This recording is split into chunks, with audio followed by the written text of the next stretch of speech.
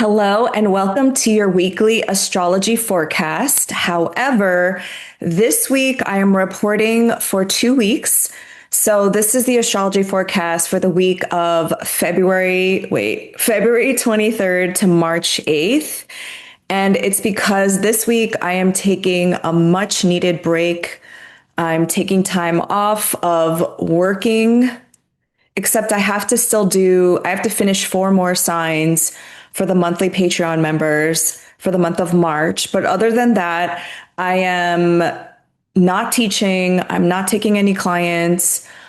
I'm trying to not be on social media and just being in this Pisces season in between eclipses sort of moment for myself. I've been yearning for some time off, and I just had Amanda Seals, which many of you might know, over last week, and then this weekend another friend is coming. So in between this sort of like friends hosting and eclipses, I am taking a much needed break, but I didn't want to leave y'all hanging because the first week of March, there's a lot of astrology.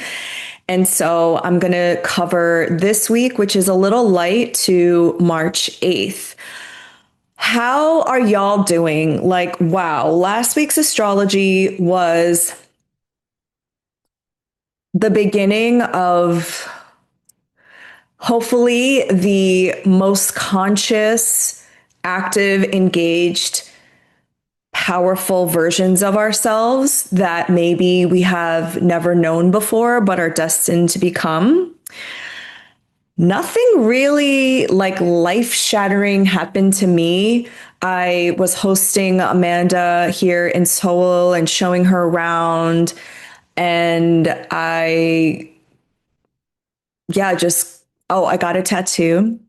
People have been asking me what I got, and I got a mugunhwa flower, which is the national flower of Korea. It is in the hibiscus family. Let me see if I could find a picture.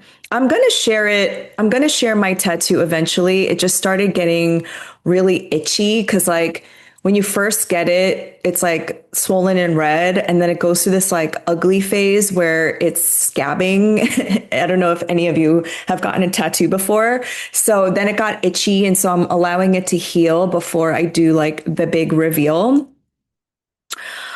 But like I've mentioned before, I am here very intentionally. I came here as Saturn was leaving my fourth house and immediately conjunct my sun, Saturn and Neptune.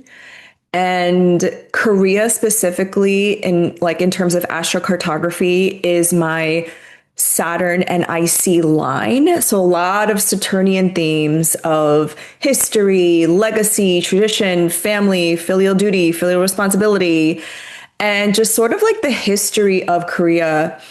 And I've been here for 3 weeks now, and I have so many feelings and so many thoughts. And I went to my first palace, not my first, because I came here in 2024 with my family, and I joined a protest, Palestine protest then.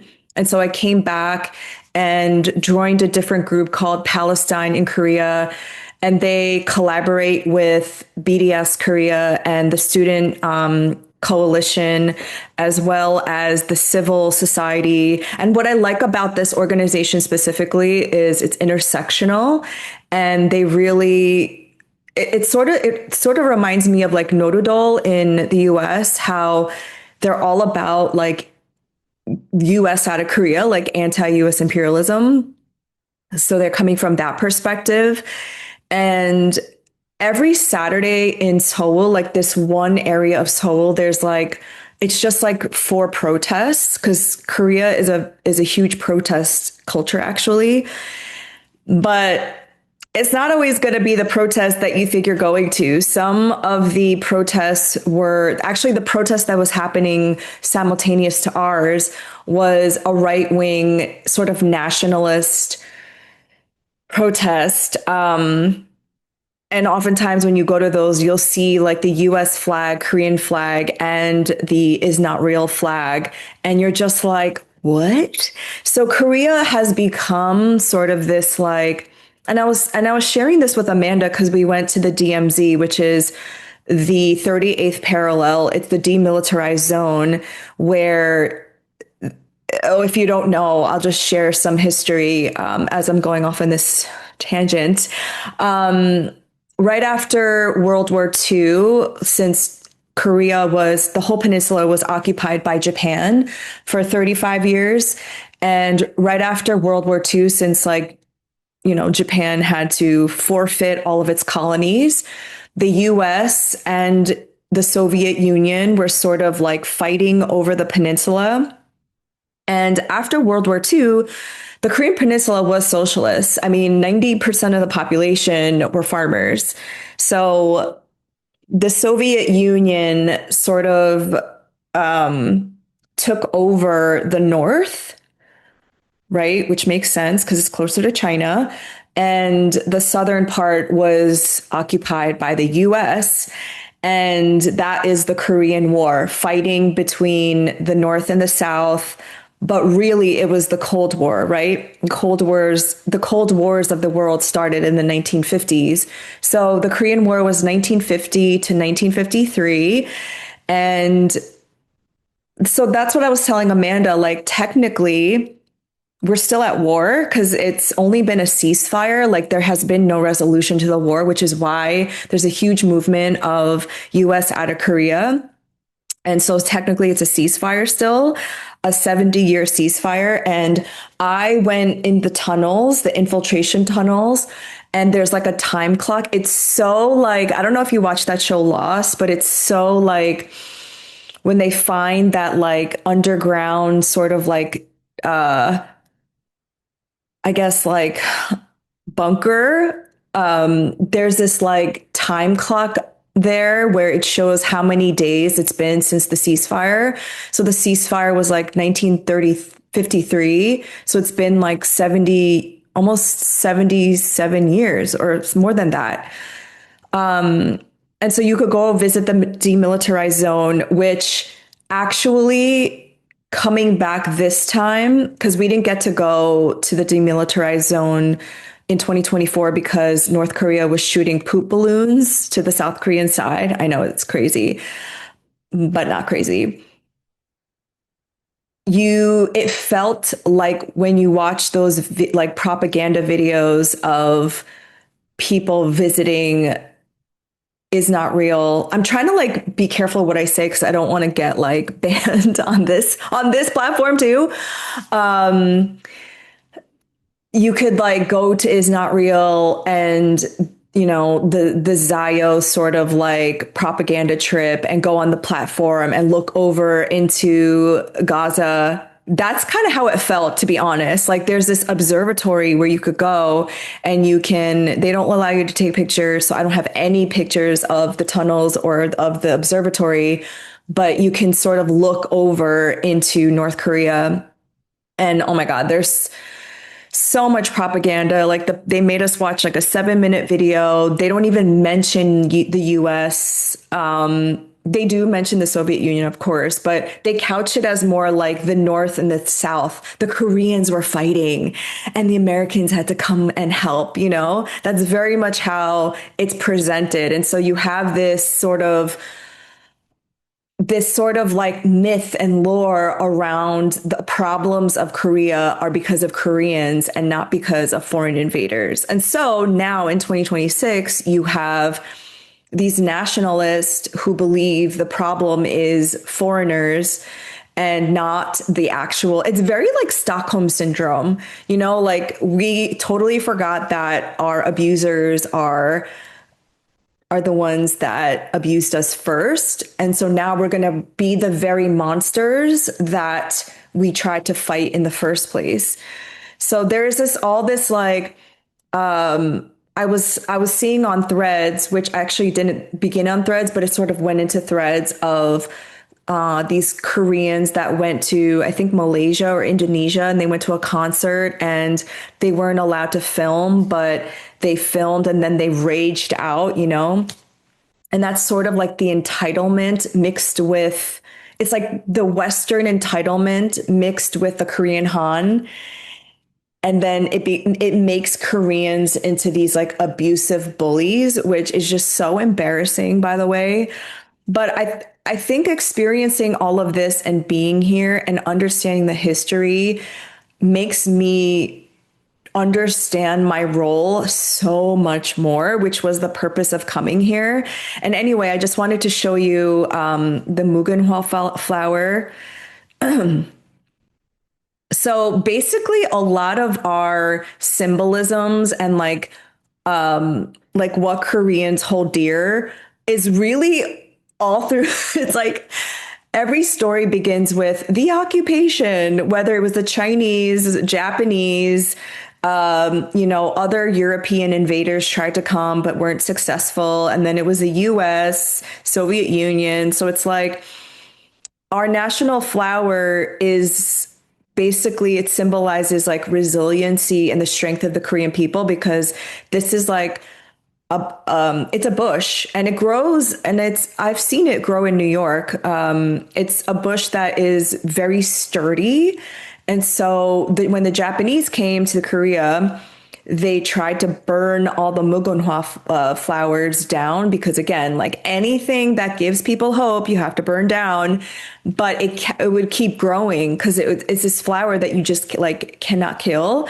So that is the national flower. And if you've watched Squid Game, that one like doll when they're playing hide and go seek, 무궁화 꽃이 피었습니다. That what she's saying is the mugunhwa flower is blooming. That's literally that song. So I got that tattoo on the Saturn Neptune conjunction, which is conjunct my sun, and sort of like symbolically remembering like what my role is and also helping Koreans of the diaspora and Koreans. I don't know if they're my audience actually, like Koreans to sort of like remember our history and not to forget where we came from and don't like sympathize with these Western colonizers and try to be American essentially, like remember our roots. And that's really important to me. So that's sort of like what I've been mulling over, thinking about. And I'm like, I haven't been on TikTok for now 3 weeks.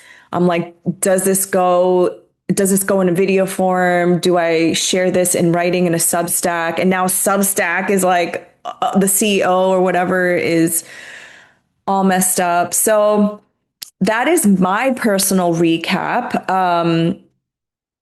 And so this is all to say that this week I want to take a little bit of time to journal and to sort of really like I'm in this liminal space too with all of you. Like I don't exactly know where I'm going. I just know it's not where I was and I don't necessarily know who I'm becoming. Which is exciting for me. I feel like the unknown is scary for some people, but for me, it excites me personally. Okay, so the recap. And first of all, I just want to say thank you all for supporting my Patreon because the funding, the investment that you give me gives me the time to do more research, which I was able to do, and allows me to continue this work because I'm 100% at this point funded by the people. I don't make any money on TikTok. I don't make any money on Meta or YouTube. I got deplatformed on and demonetized on TikTok and Instagram in 2023. I got kicked out of the creator program. I got kicked out of everything. So, and I haven't made influencer dollars since 2023 because I broke up with my agency. So the way that I fund myself is through all of you. It's literally 100% people funded. And so like I do not take that for granted because things were really my financial situation in 2023 and 2024 was really bleak. I'm not going to lie. And I've shared this vulnerably with all of you that when I started speaking out for Palestine, it was like, okay, we're going to take all of our money and we're not going to like pay for your content, which is, I don't regret that. But at the same time, you don't realize that everything is run by Zios. So I super duper, like from the bottom of my heart, appreciate all of your support booking readings with me, taking my classes, supporting my Patreon. These are the best ways to support me and my work. And so, and it also gives me protection to when I do speak out and I lose opportunities, like it protects me financially so I could keep going. So thank you, thank you, thank you, thank you so much from the bottom of my heart. So in terms of the recap, eclipses bring faded endings and beginnings. And oftentimes, I said this in the last week's forecast, this portends to the downfall or deaths of prominent figures. And what I mean by prominent figures is people who are in like leadership positions and well-known people. It doesn't mean they're prominent, like they're important at all. So, obviously, we had deaths, Eric Dane, Jesse Jackson, and I just don't want to really get into death charts at this moment. I have looked at them and I've sort of started. I mean, Stephanie Campos is like really, she's attuned to death charts, but I'm not quite ready to sort of share my data with you because it's also a touchy subject because anytime there's a death, I think a lot of astrologers like, or anything happens that's a tragic moment. And I've been called out for this many times. I don't want to capitalize on people's suffering. I don't want to capitalize on people's deaths. So I have to find a way to like talk about this stuff without offending people, which I mean, not offending people in 2026 is just not possible. But Eric Dane died of ALS. He was an actor. I've known him as McSteamy and the father in Euphoria. Jesse Jackson, which is a prominent Black politician. These two specifically passed away, and I'm sure there were more. I just wasn't like online as much last week. Prince Andrew, however, oh my gosh. So we actually have a timed chart for Prince Andrew that I wanted to share. So let me share my screen.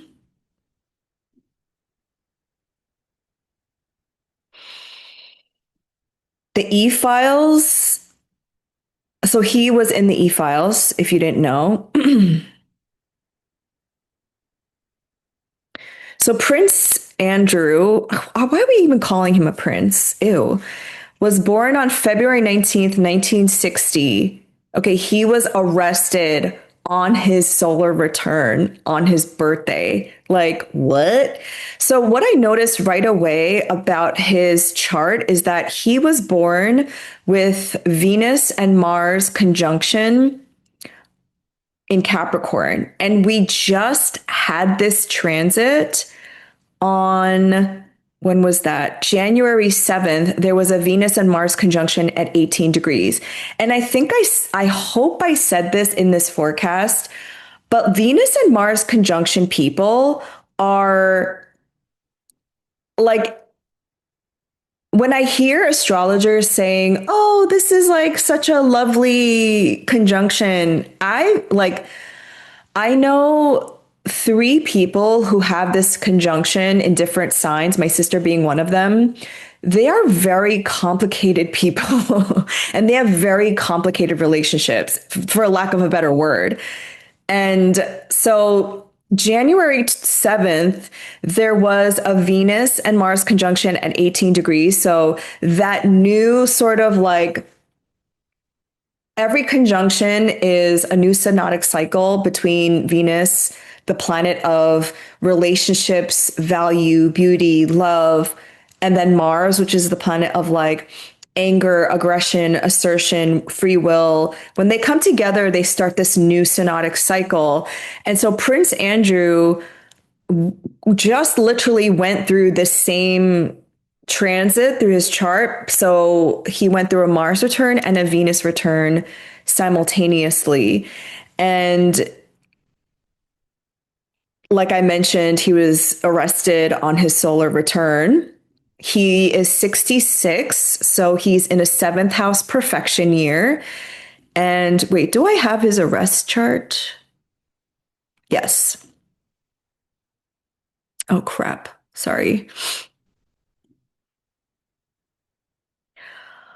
Arrested chart. Okay, so he is 66, so he is in a seventh house perfection year, which is Aquarius because he's a Leo rising.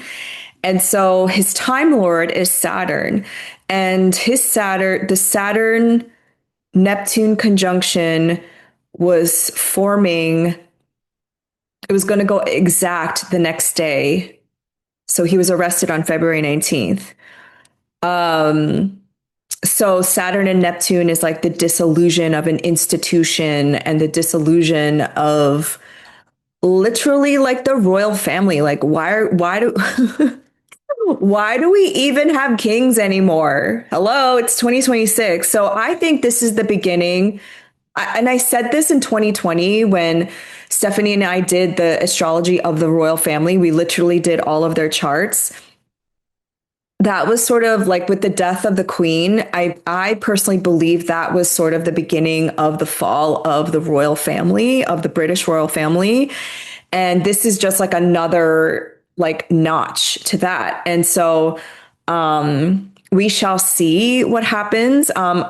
I think it's interesting that he's going through a nodal reversal. So he has the North Node in Virgo and the South Node in Pisces. And we're going to have a lunar eclipse in Virgo on March 3rd. And so he was arrested also between like this eclipse window, like in between eclipses. And the South Node is conjunct his Pluto. Pluto represents abuse of power, trauma, violence, right? So I thought that was interesting. And then the next headline on the same day, which is actually insane, not insane, President Yoon of South Korea. Okay, so similar to Pedo Andrew, he was also President Yoon of South Korea, well, ex-president Yoon of South Korea was also born in 1960. So that means that he also has the North Node in Virgo, South Node in Pisces.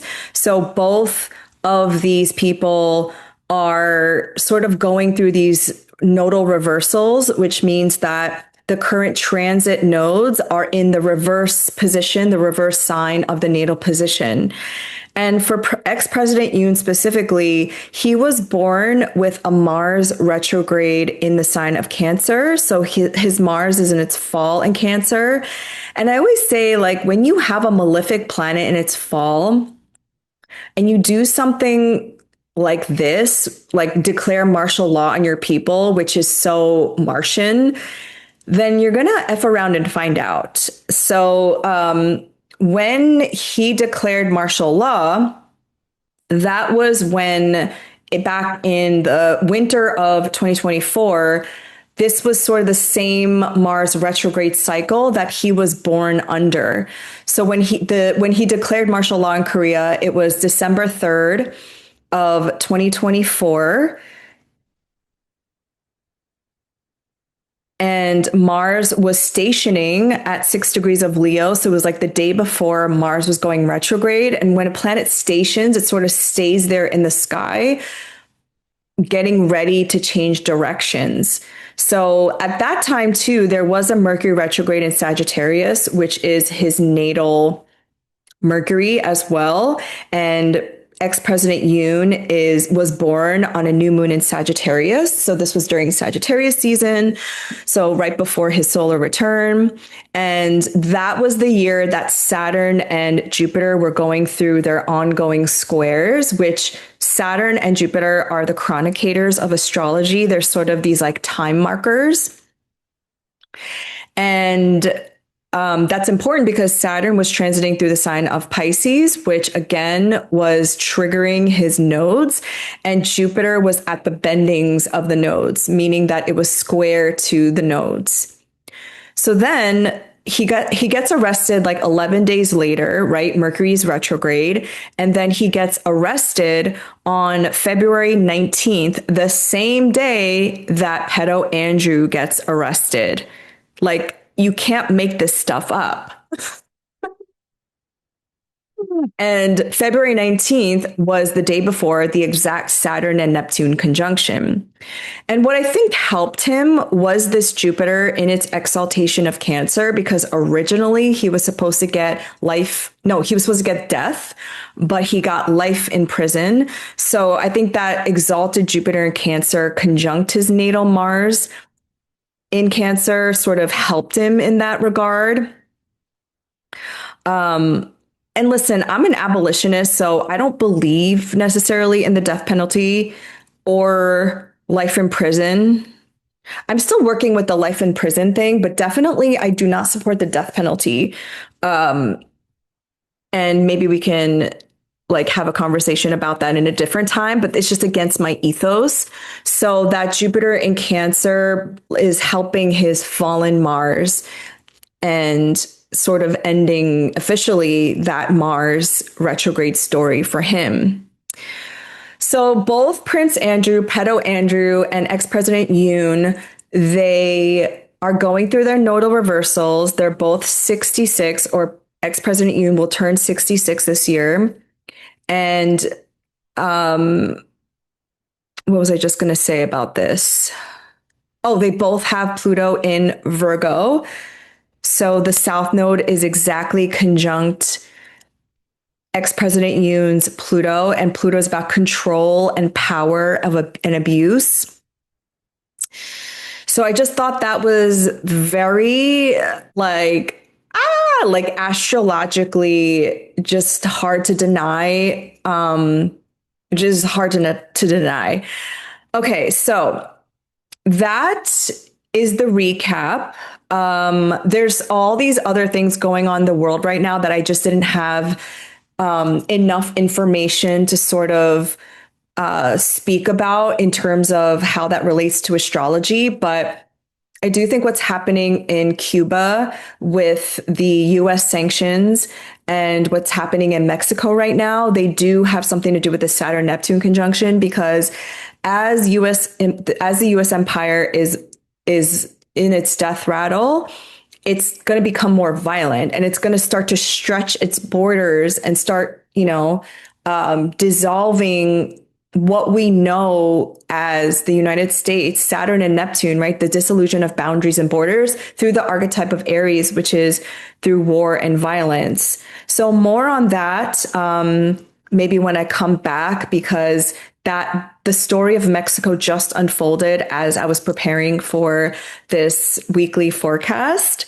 But I am of the belief that every person, sentient being on this earth, country, I don't really believe in nations. I think they're fake.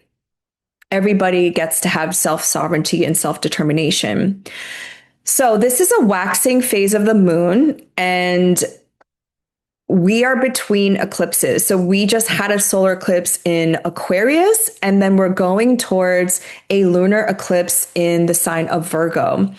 And I just wanted to bring up this idea that I was thinking about, because on the solar eclipse of Aquarius, that was we officially went into the fire horse year on February 4th. Like, we entered that energy.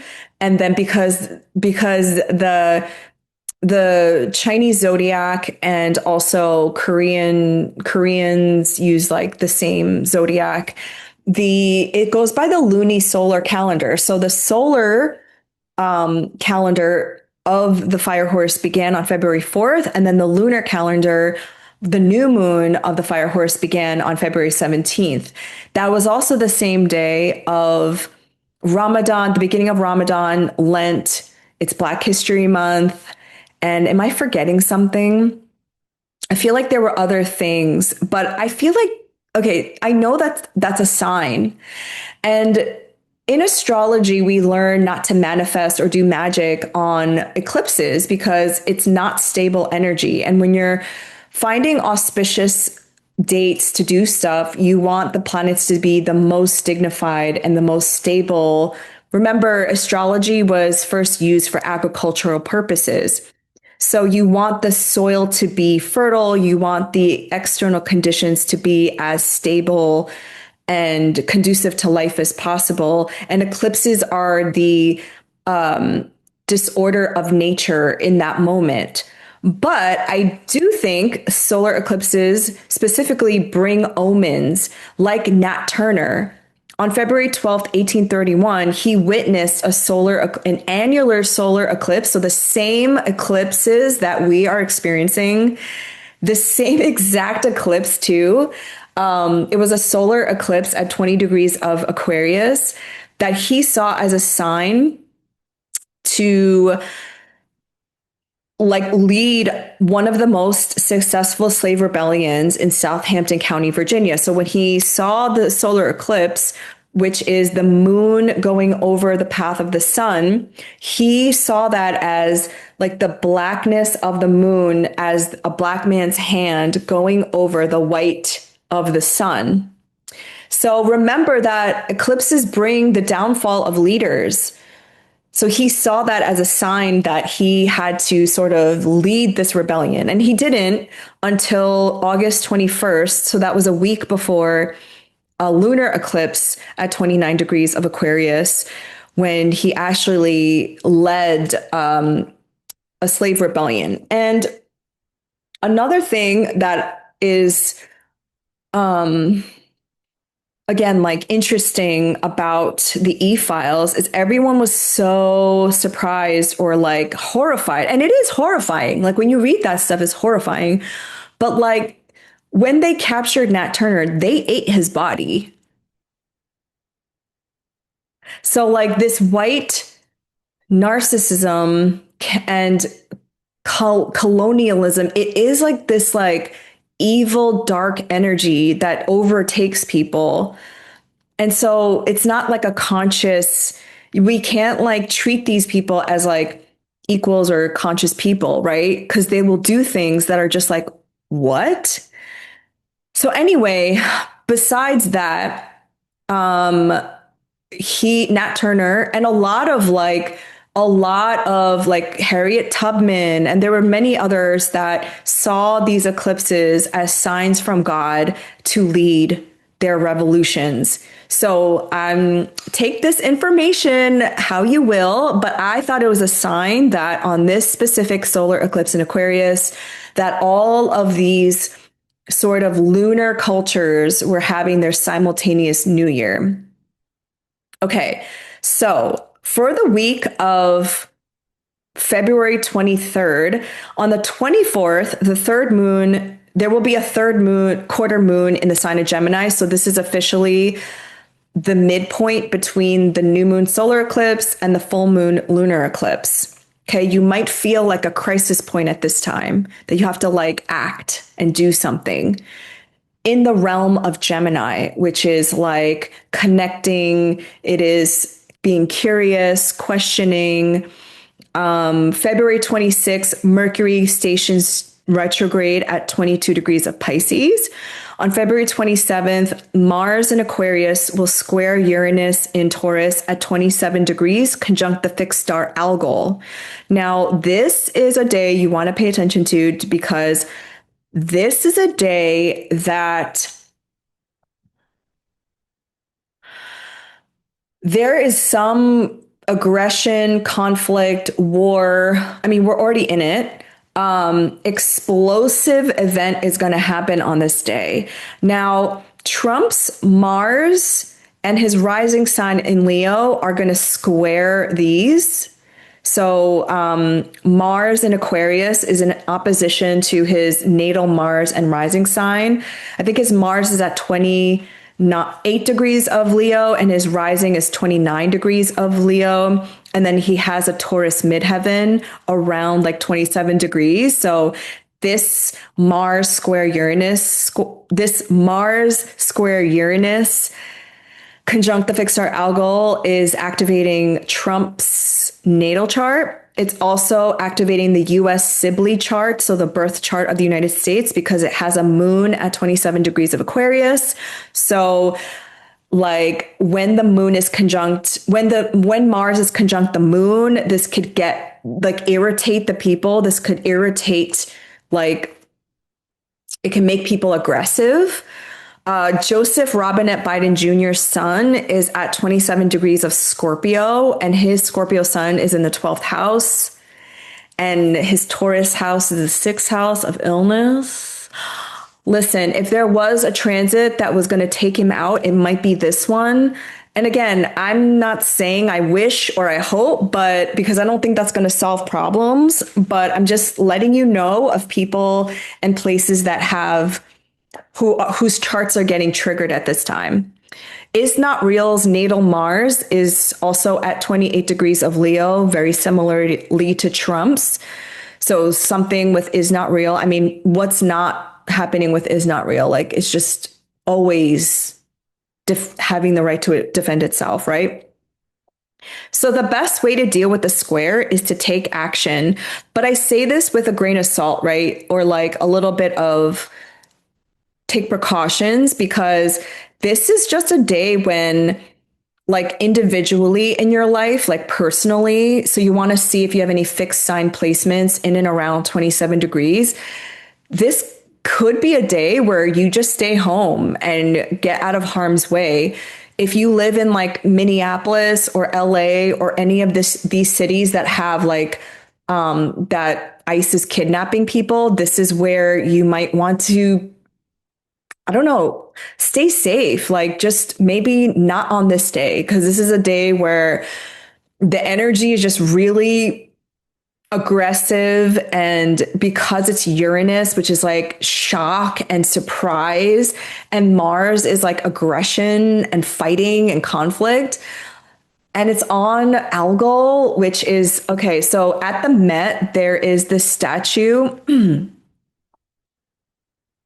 which I just wanted to share. I don't know if I could share this because it shows like the statue is nude. Okay, so maybe I'll block it with this. That's not even helping. um oh my gosh. I'm like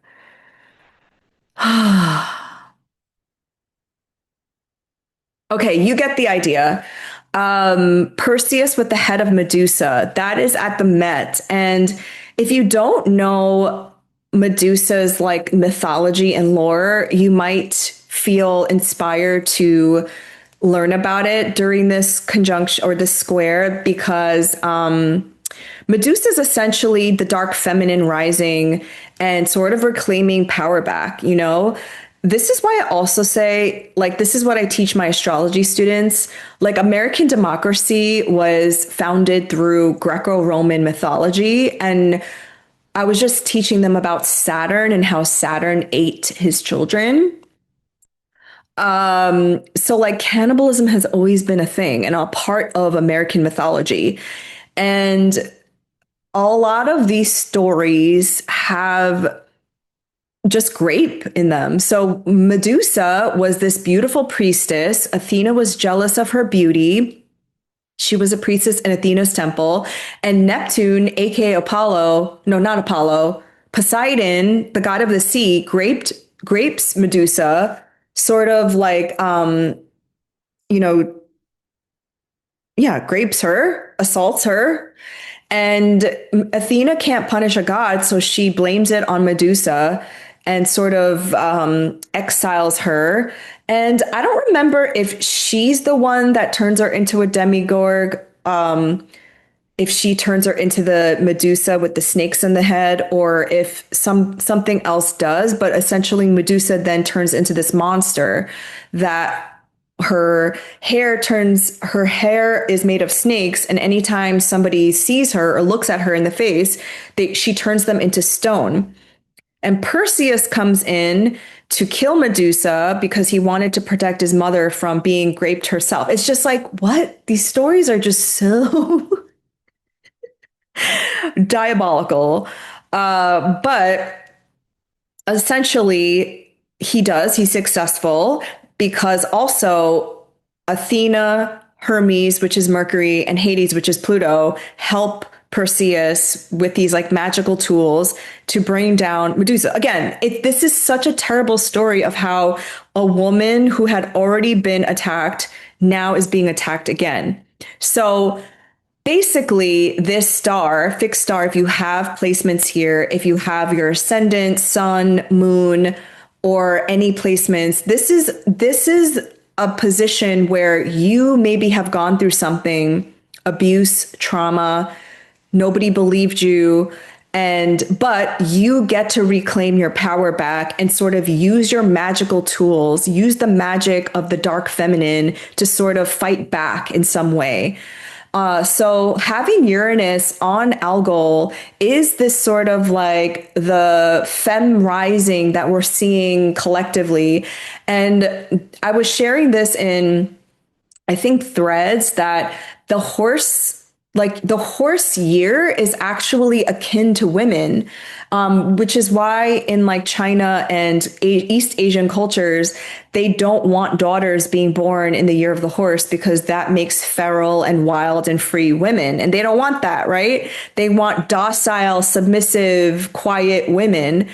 So it's like the year of the fire horse being akin to women and sort of like running wild and feral. And then with Uranus, this planet about revolution and sort of like liberation, conjunct Algol, I think is such a potent time for us to fight back in whatever ways that resonates with you, right? It doesn't have to be all like front line sorts of thing, but in the way that you believe. And I think that's the best way to use this energy because it's going to be activated by that square from Mars and trying to act in ways that is going to bring the empire down first within yourself and then also like helping others, like galvanize others to remember their own power. So, I went to the Palestine protests in Korea and I met with the people who are in charge of BDS Korea, and they're trying to get, some boycotts around Hyundai because Hyundai is one of the biggest corporations here in Korea, which makes Koreans proud. But at the same time, they're Hyundai bulldozers that are used by Zionists to build settlements. Like, you can't be doing that. Like, what? So there are all these movements going on being led by organizers on the ground already. I think your job is to find who these people are, and they're not going to be on social media because they're busy organizing on the ground. So that is the best way to use Mars square Uranus, is to find organizers on the ground who are already doing the work. And also these organizers already have things that are planned, right? Like doing things sort of without a plan, I found it's going to burn people out. You have to find people who are mobilizing and who are already educated in how to move accordingly. Okay, so then February 28th, which is a complete contrast to the energy of the day before, Venus will conjunct Mercury retrograde at 22 degrees of Pisces. So Venus, which is exalted in Pisces, it's all about love and connection and sort of like in the dreamy realm, is conjunct Mercury, which is the planet of communication, commerce, and contracts. So it's like The day before is this very contentious, very triggering sort of transit. And then the next day we have Venus conjunct Mercury, which is like, okay, never mind, let's make up. Let's have a peace treaty, something like that. Or allies sort of banding together, comrades sort of banding together, saying, okay, we need to be allies. We need to be on the same page of things. But I wouldn't necessarily say this is the best day to um, because Mercury's still retrograde. I wouldn't say this is the best day to confess your feelings for somebody or, um, like normally I would say this is a great day to tell your crush that you like them or confess your love to somebody, but you might take it back because Mercury's retrograde. So take it with a grain of salt. On March 2nd, Mars enters the sign of Pisces. So now your Pisces house, which Saturn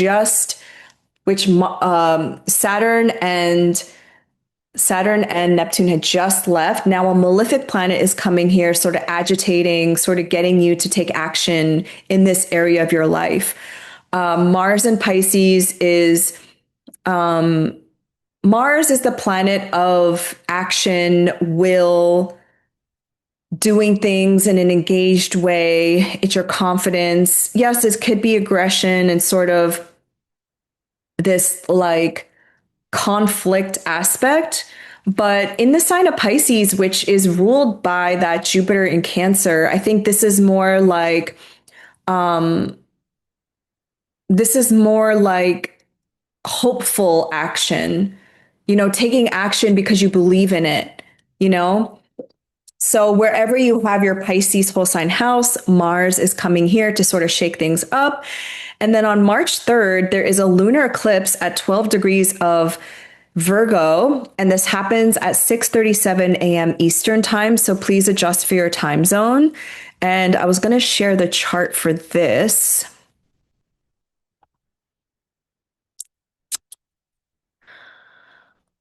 All right. So here we have Mars that just ingressed into the sign of Pisces. We have the sun at 12 degrees. Then we have Mercury, which is retrograde at 20 degrees, which just came off that conjunction with Venus at 26 degrees. And then opposite to all of this Pisces is that Virgo moon. And so the ruler of this lunation is that Mercury retrograde in Pisces. This is a south node eclipse. So you're releasing something, you're releasing maybe self-criticism, judgmentalness, perfectionism. Maybe some of you have been going through health things. And so this is like the final diagnosis or a treatment plan or the ending of sort of that story in your health sort of battle, because Virgo is also about health, right? Virgo rules in medical astrology our long intestine. So it is the part of us that needs time to digest information and sort of integrate and synthesize information. So I could see with the South Node eclipse, a lot of people might be doing digital detoxes or just detoxes in general, like really taking care of the physical body, which is what I suggest anyway when we're going through eclipses. And I know it's still Ramadan, so I know a lot of people are fasting, and it's Lent, and people have given up stuff, which I think is a perfect signification of a South Node eclipse. It's like you have to let something go, you have to release something. But this is like an ongoing story that you've been going through since the fall of 2024. And so this is the full moon. This is a completion, and you're just ready to become the version of yourself that you've always destined to be. This is what I keep repeating. And having the North Node in Pisces and this being the stellium of planets of Pisces being ruled by that exalted Jupiter, it's like, who do you dream of becoming? And having some sort of optimism still, while it's like allowing that part of you that maybe was so cynical, critical, a little obsessive and spiraling about something to like sort of let it go and surrender to the divine and magic within you, and realizing that you're not just a physical body, but you're also spirit and you're also like a soul that has these downloads, these ancient technologies within.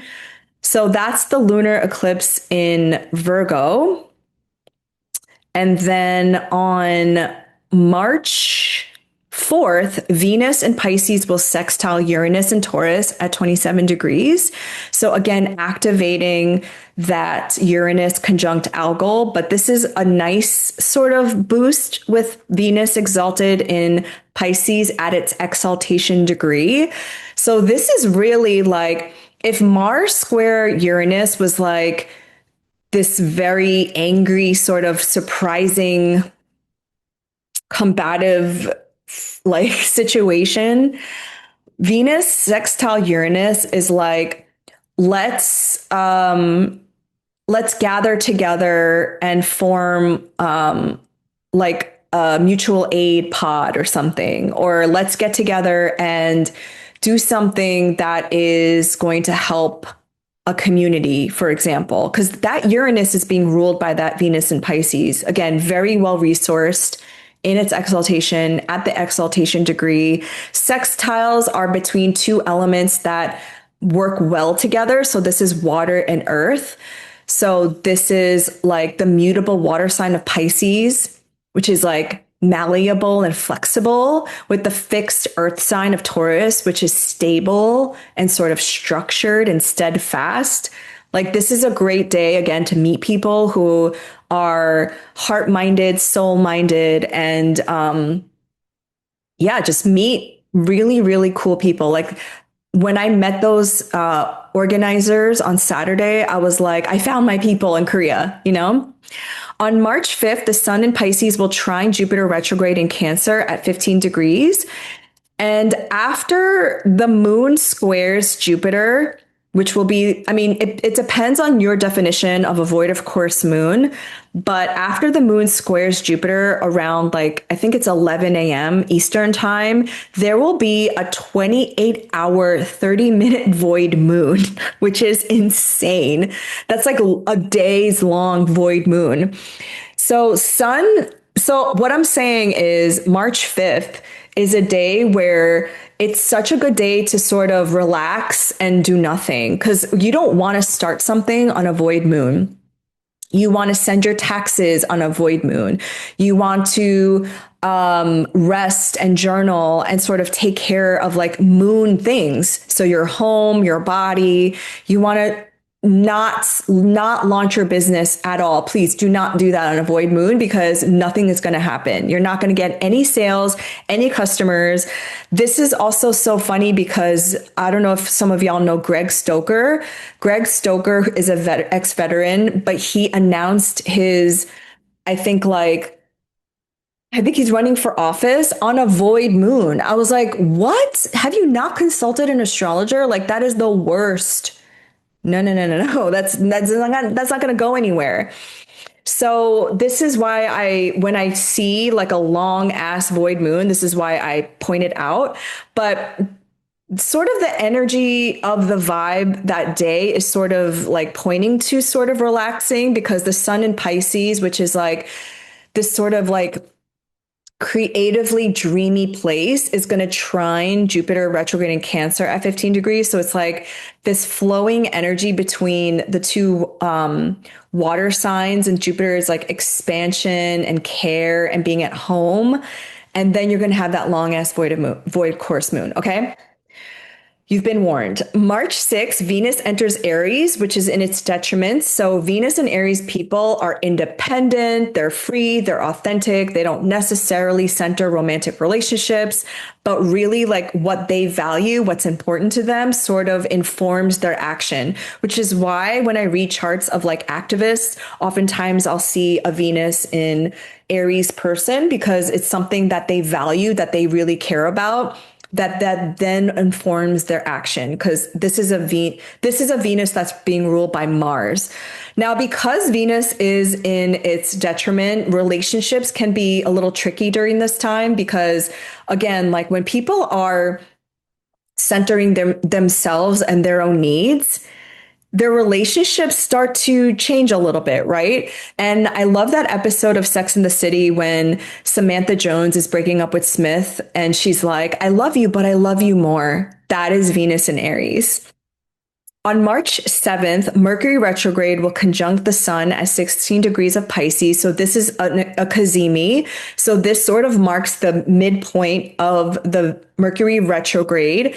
And when a planet is being renewed by the heart of the sun, there is this momentary like aha moment of like, oh, this is why you might get like a sudden insight or a sudden download on a Mercury Cazimi. And on the same day, Venus and Aries will conjunct Neptune and Aries at 1 degree.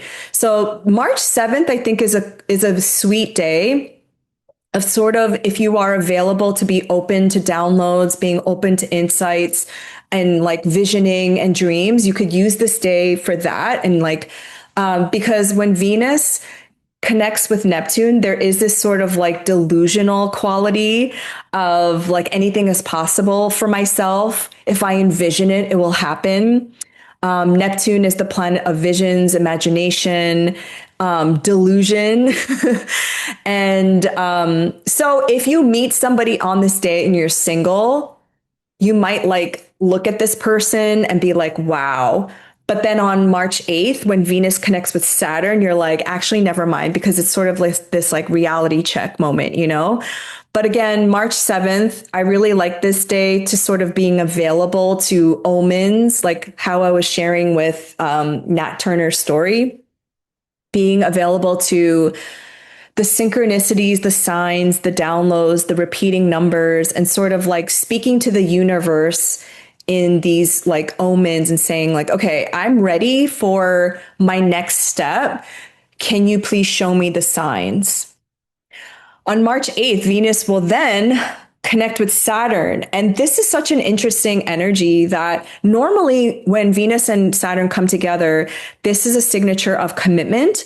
But Saturn is in its fall in Aries and Venus is in its detriment in Aries. And Aries is an archetype of self. So I could also see a lot of people breaking up at March 8th, like again, that quote by Samantha Jones is like, I love you, but I love myself more. And we're sort of like at the end of this relationship, and I'm going to prioritize myself. And it could also be like you committing to something that you've always wanted to do, like an art practice, or, if some of you have been committing to living more in your authenticity, this could be that signature. And not many people I know live in their authenticity because it's not an easy thing. Because 9 times out of 10, people don't like your authentic self. So that is interesting. It's also the day of daylight savings, specifically in the United States. And when I looked this up, the first adoption of daylight savings was 1916. Germany and Austria-Hungary were the first to implement it on April 30th, 1916. And then the US adopted it in 1918. The US implemented daylight savings on March 19th, 1918 to conserve energy, but repealed it after the war. And Saturn and Neptune were conjunct in Leo. Wartime quotes during World War II, the US used year-round daylight savings from February 1942 to September 1945. And the standardization of the Uniform Time Act of 1966 was solidified the start and end dates in the US. And this was when Saturn, this was also, I believe, when Saturn was in Aries, was 1966. So wait, let me fact check that. I wrote that it was the Saturn return. 1966.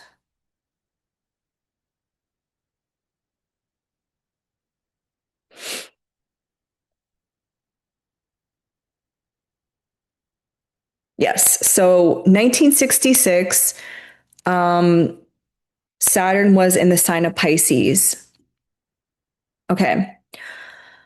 So I'm curious as to what's going to happen during this Saturn and Neptune. Like, are they going to take away daylight savings time? Because this is why I say time is fake. Like, Saturn is the planet of time because the Greek counterpart was Chronos.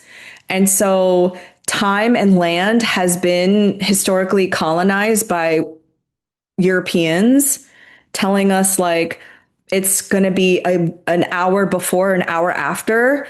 Like, why do we still have that?